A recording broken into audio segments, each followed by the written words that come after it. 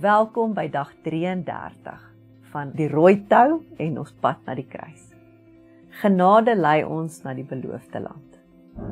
Die verhaal van Rahab leer ons dat verlossing nie net 'n bevryding uit sonde is nie, maar ook die deur oopmaak na 'n beter en nuwe lewe, as ook 'n erfdeel in God se koninkryk of die beloofde land.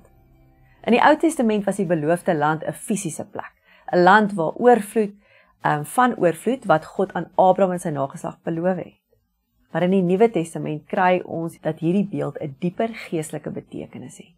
Die beloofde land verteenwoordig nou die vervulling van God se beloftes in Jesus Christus, 'n lewe van oorwinning, vrede en vervulling in hom. Ek lees vir ons uit Hebreërs 4 vers 1 en 7 tot 9. God se belofte dat ons sy rus kan binnegaan, staan nog steeds. Daarom moet ons oppas dat dit nie dalk blyk dat een van julle langs die pad agterbly nie.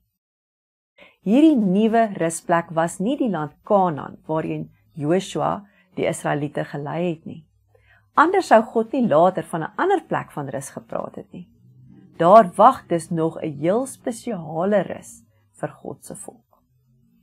Hierdie rus en oorvloed is nie net iets wat ons eendag na hierdie lewe gaan ervaar nie. Dit is reeds binne ons bereik, hier en nou. Deur geloof in Christus kry ons toegang tot al die geestelike seëninge wat God vir ons bestem het.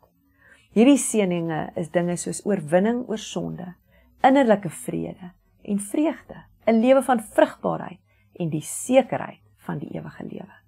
Elke kans wat ons kry in hierdie nuwe dag wat ons het, moet ons gebruik deur geloof en gehoorsaamheid om nader aan hierdie beloofde land te kom. Vra jouself vandag af, is daar iets in my lewe wat my keer om God se oorvloedige seëninge ten volle te beleef? Wat kan ek vandag doen om deur my geloof sy beloftes in besit te neem? Kom ons bid saam. Here, dankie dat U my nie net uit ons sonde gered het nie, maar ook die beloofde land beloof. Gee my die moed om in U beloftes in te stap en U te dien met my hele hart. Mag my lewe U eer bring en ander aanmoedig om ook U genade en verlossing te ontvang. Amen.